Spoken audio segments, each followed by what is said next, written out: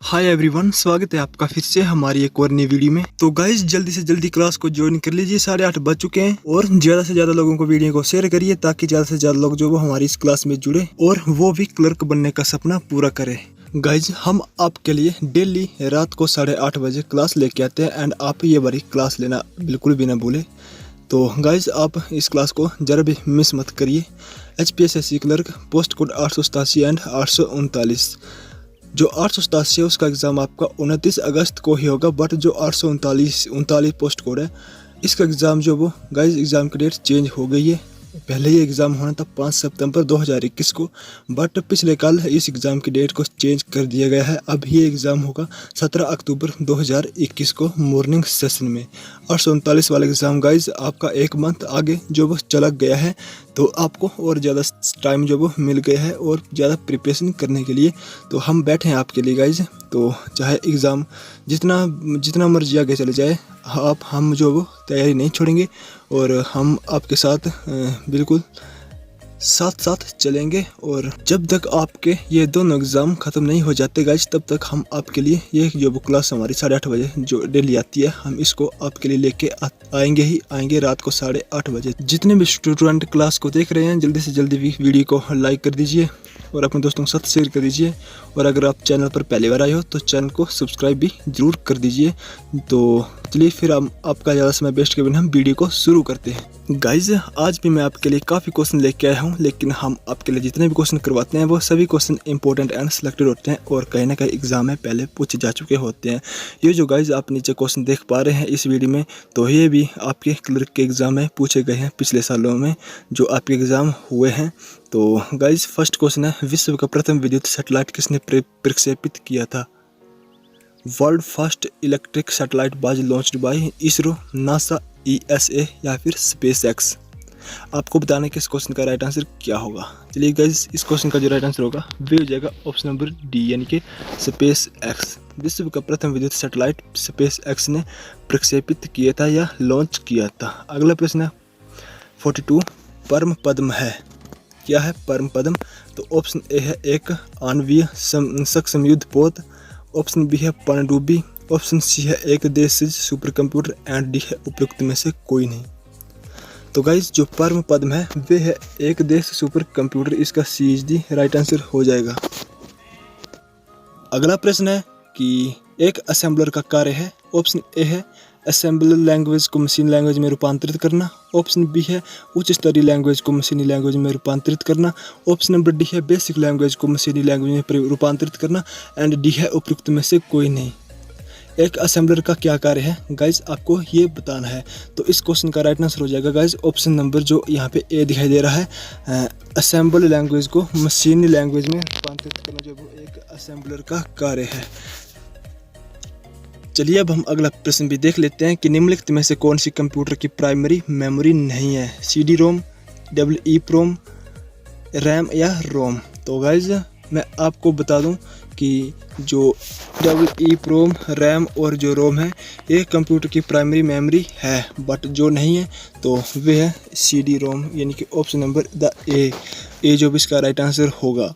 Next है URL। What is URL? URL क्या है गाइज? URL क्या है आपको बताना है। ऑप्शन ए है ये एक विशेष कैरेक्टर स्ट्रिंग है जो इंटरनेट स्रोत का रेफरेंस बनाती है, ऑप्शन बी है कंप्यूटर की डिस्क के डिफ्रेगमेंटेशन में प्रयुक्त सॉफ्टवेयर, ऑप्शन नंबर सी है कंप्यूटर की स्क्रीन को ब्राइट करने के लिए प्रयुक्त सॉफ्टवेयर और ऑप्शन नंबर डी है उपयुक्त में से कोई नहीं। तो आपको बताने की URL क्या है। तो गाइज जो URL है वह है ऑप्शन नंबर ए, यानी कि ये एक विशेष कैरेक्टर स्ट्रिंग बनाती है जो इंटरनेट स्रोत का रेफरेंस बनाती है। ठीक है, ये एक विशेष कैरेक्टर स्ट्रिंग है जो इंटरनेट स्रोत का रेफरेंस बनाती है। मोस्ट इम्पोर्टेंट क्वेश्चन है गाइज, कंप्यूटर से रिलेटेड आपको ये क्वेश्चन भी देखने को मिल सकता है। नेक्स्ट क्वेश्चन है गाइज, काफ़ी बार रिपीट हुआ है क्वेश्चन, आई होप कि सभी को ये क्वेश्चन पहले से आता होगा। जंक ईमेल को कहते हैं, क्या कहते हैं जंक ईमेल को? स्निफर, स्क्रिप्ट, ऑप्शन बी है स्पैम, सी है स्पूल और डी है स्पूफ। तो गाइज जो जंक ईमेल है उसे कहते हैं spam, option number B is the right answer. अगला जो प्रश्न है क्वेश्चन नंबर 47, निम्नलिखित में से कौन सा एक वेब ब्राउज़र है? ऑप्शन ए है ओपेरा, बी है सफारी, डी है गूगल क्रोम और डी है ये सभी। तो गाइज आप सभी को पता होगा कि ओपेरा भी एक वेब ब्राउज़र है, सफारी भी वेब ब्राउज़र है और गूगल क्रोम भी एक वेब ब्राउज़र है। तो इसका राइट आंसर हो जाएगा ऑप्शन नंबर डी, यानी कि जो यहाँ पे डी है ये हो जाएगा इसका राइट आंसर, यानी कि 3 हो गए, 3 जो वो वेब ब्राउज़र है। अगला प्रश्न भी काफ़ी इंपॉर्टेंट है। 2011 की जनगणना के अनुसार या फिर आकलन के अनुसार विश्व की कुल जनसंख्या का कितना प्रतिशत भारत में रहता है? ऑप्शन ए है 17.5%, ऑप्शन बी है 15%, ऑप्शन सी है 19% एंड ऑप्शन डी है 20.5%। तो गाइज इस क्वेश्चन का जो राइट आंसर होगा वे होगा ऑप्शन नंबर ए, यानी कि 17.5%। 2011 के आकलन के अनुसार विश्व की कुल संख्या का 17.5% हिस्सा जो वो भारत में रहता है। चलिए गाइज अगला क्वेश्चन देख लेते हैं। तो अगला क्वेश्चन है, निम्नलिखित में से कौन सी संस्था भारत में राष्ट्रीय आय का आकलन करती है? ऑप्शन ए है केंद्रीय सांख्यिकी संगठन, ऑप्शन बी है योजना आयोग, ऑप्शन सी है भारतीय सांख्यिकी संस्थान एंड ऑप्शन डी है RBI। तो गाइज इसका राइट आंसर होगा ऑप्शन नंबर ए, यानी कि केंद्रीय सांख्यिकी संगठन। ये जो एक ऐसी संस्था है जो भारत में राष्ट्रीय आय का आकलन करती है। अगला प्रश्न है गाइज क्वेश्चन नंबर 50 है, निम्नलिखित में से कौन सा भारत में सेवा क्षेत्र का भाग नहीं है? ऑप्शन ए है बीमा, ऑप्शन बी है होटल और रेस्टोरेंट, ऑप्शन सी है निर्माण एंड ऑप्शन डी है परिवहन। मोस्ट इंपॉर्टेंट क्वेश्चन गाइस, आप इसको स्टार मार्क कर लीजिए, काफ़ी इंपॉर्टेंट क्वेश्चन है। और मैं आपको बता दूं कि जिस भी स्टूडेंट ने या जिस भी भाई लोग ने पुलिस कांस्टेबल 2019 का एग्ज़ाम दिया होगा तो उसको जो भी ये क्वेश्चन आता होगा, क्योंकि ये पुलिस कांस्टेबल 2019 के एग्ज़ाम में पूछा गया क्वेश्चन है। तो गाइस काफ़ी इंपॉर्टेंट क्वेश्चन है। तो क्या होगा इसका राइट आंसर? कौन सा भारत में सेवा क्षेत्र का भाग नहीं है? तो मैं आपको बता दूं कि गाइस बीमा, होटल और रेस्टोरेंट और परिवहन ये तीनों भारत में सेवा क्षेत्र के भाग है, बट जो नहीं है वे है ऑप्शन नंबर सी दी राइट आंसर, यानी कि निर्माण जो वो भारत में सेवा क्षेत्र का भाग नहीं है। अगला प्रश्न है, निम्नलिखित में से कौन मनरेगा के लाभ के लिए योग्य है? तो ऑप्शन ए है किसी भी परिवार के बेसिक सदस्य, ऑप्शन बी है केवल अनुसूचित जाति और अनुसूचित जनजाति परिवारों के लिए बेसिक सदस्य, ऑप्शन सी है BPL परिवारों के बेसिक सदस्य एंड ऑप्शन डी है इनमें से कोई नहीं। आपको बताना है कि जो मनरेगा है वे लाभ के लिए योग्य है। तो इसका जो राइट आंसर होगा वे होगा ऑप्शन नंबर, यानी कि option number A is the right answer, किसी भी परिवार का बेसिक सदस्य जो वो मनरेगा के लाभ के लिए योग्य है। अगला जो प्रश्न है गाइस, प्रश्न है क्वेश्चन नंबर 52 है, अंत्योदय अन्न योजना किस वर्ष में लागू की गई थी? ऑप्शन ए है 2001 में, ऑप्शन बी है 2000 में, ऑप्शन सी है 1999 में एंड ऑप्शन डी है इनमें से कोई नहीं। तो गाइस जो इस क्वेश्चन का राइट आंसर होगा भी होगा ऑप्शन नंबर बी, यानी कि 2000 शांता कुमार के समय में अंत्योदय अन्न योजना जो वो लागू की गई थी, तो 2000 में की गई थी। नेक्स्ट क्वेश्चन है, ढांचागत बेरोजगारी किस कारण उत्पन्न होती है? तो ऑप्शन ए है अपर्याप्त उत्पादन क्षमता, ऑप्शन बी है कच्ची सामग्री की कमी, ऑप्शन सी है भारी औद्योगिक झुकाव और ऑप्शन डी है मंदीजन्य स्थिति। आपको बताना है कि ढांचागत बेरोजगारी किस कारण उत्पन्न होती है। तो गाइस जो इस क्वेश्चन का राइट आंसर होगा भी होगा ऑप्शन नंबर सी, भारी औद्योगिक झुकाव, यानी कि हैवी इंडस्ट्री बेस। ठीक है, हैवी इंडस्ट्री बेस के कारण जो ढांचागत बेरोजगारी है वे उत्पन्न होती है। अगला प्रश्न गाइस 54, काफ़ी इंपॉर्टेंट क्वेश्चन है और बार बार ये क्वेश्चन भी आपको देखने को मिलता है एग्जाम में। संकल्प परियोजना किसके उन्मूलन से संबंधित है? ऑप्शन ए है HIV एड्स, ऑप्शन बी है पोलियो, ऑप्शन सी है क्षय एंड ऑप्शन डी है इनमें से कोई नहीं। तो गाइज इसका राइट आंसर होगा ऑप्शन नंबर बी, यानी कि पोलियो। जो संकल्प परियोजना है वे पोलियो के उन्मूलन से संबंधित है। अगला प्रश्न है क्वेश्चन नंबर 55 है। क्वेश्चन है कि किसी देश में जीवन निर्वाह स्तर किससे दर्शाया जाता है? ऑप्शन ए है राष्ट्रीय आय, ऑप्शन बी है बेरोजगारी दर, ऑप्शन सी है निर्धनता अनुपात एंड ऑप्शन डी है प्रति व्यक्ति आय। तो गाइस जो इस क्वेश्चन का राइट आंसर है वे है ऑप्शन नंबर डी, यानी कि प्रति व्यक्ति आय। किसी देश के जीवन निर्वाह स्तर जो वो प्रति व्यक्ति आय से दर्शाया जाता है। अगला प्रश्न है क्वेश्चन नंबर 56, निम्नलिखित में से किसके पास पंचवर्षीय योजना की स्वीकृति की अंतिम सत्ता होती है? संघ मंत्री परिषद, ऑप्शन बी योजना आयोग, ऑप्शन सी राष्ट्रीय विकास परिषद एंड ऑप्शन डी प्रधानमंत्री। आपको बताना है कि किसके पास पंचवर्षीय योजना की स्वीकृति की अंतिम सतह होती है। तो गाइज ये होती है ऑप्शन नंबर सी, राष्ट्रीय विकास परिषद के पास पंचवर्षीय योजना की स्वीकृति की अंतिम सतह जब होती है। अगला प्रश्न है गाइज 57, किसने भारत में बीजों की उच्च पैदावार क्षमता वाली प्रजातियों का आविष्कार किया? ऑप्शन ए है एन बोरलॉग, ऑप्शन बी है महालोनोबिस, ऑप्शन सी है जे एल नेहरू यानी कि जवाहरलाल नेहरू, ऑप्शन डी है वी कुरियन। तो गाइज जो इसका राइट आंसर होगा वो होगा ऑप्शन नंबर ए है एन बोरलॉग।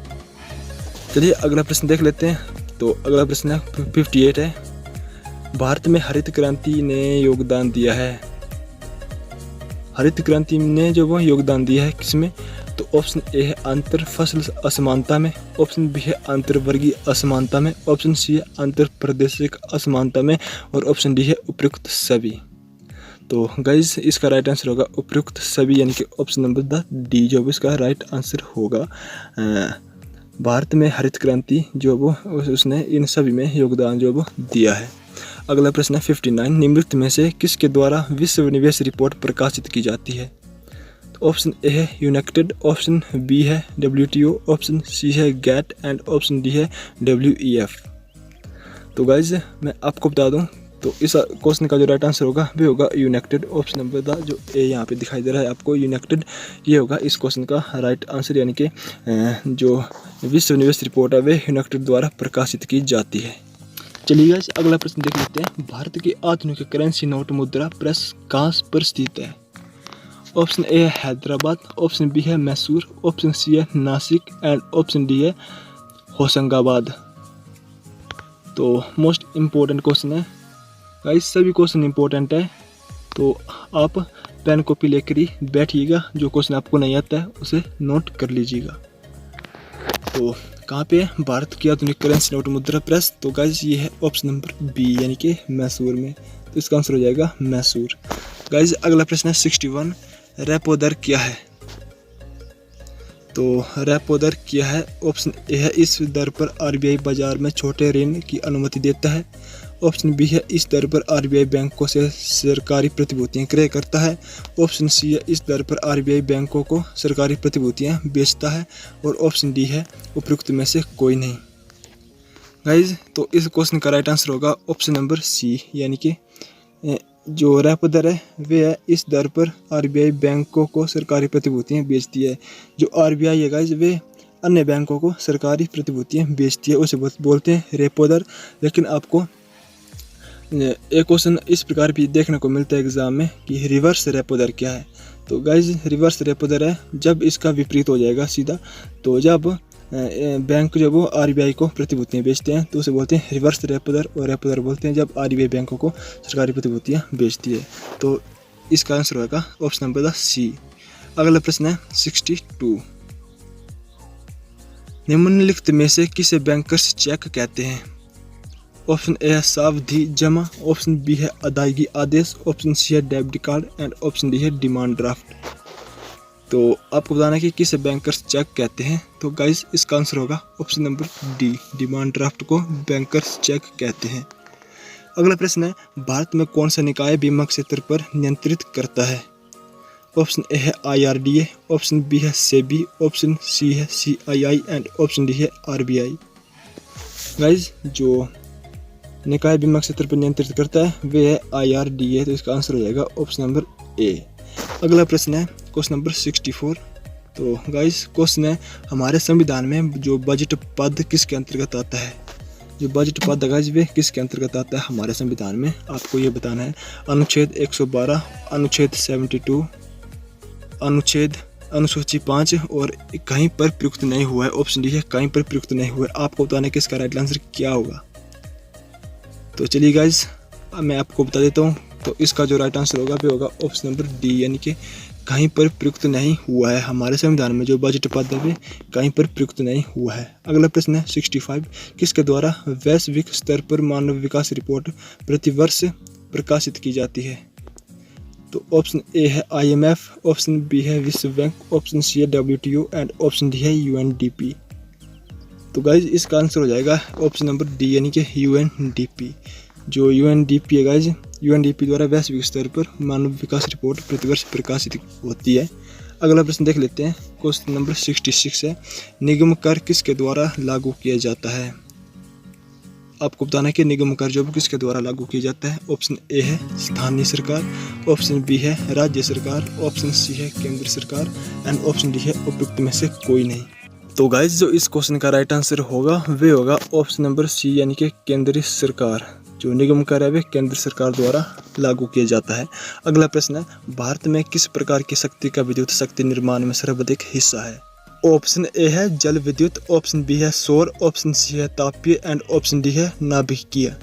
तो गाइज इस क्वेश्चन का राइट आंसर होगा ऑप्शन नंबर सी यानी कि थर्मल यानी कि तापीय।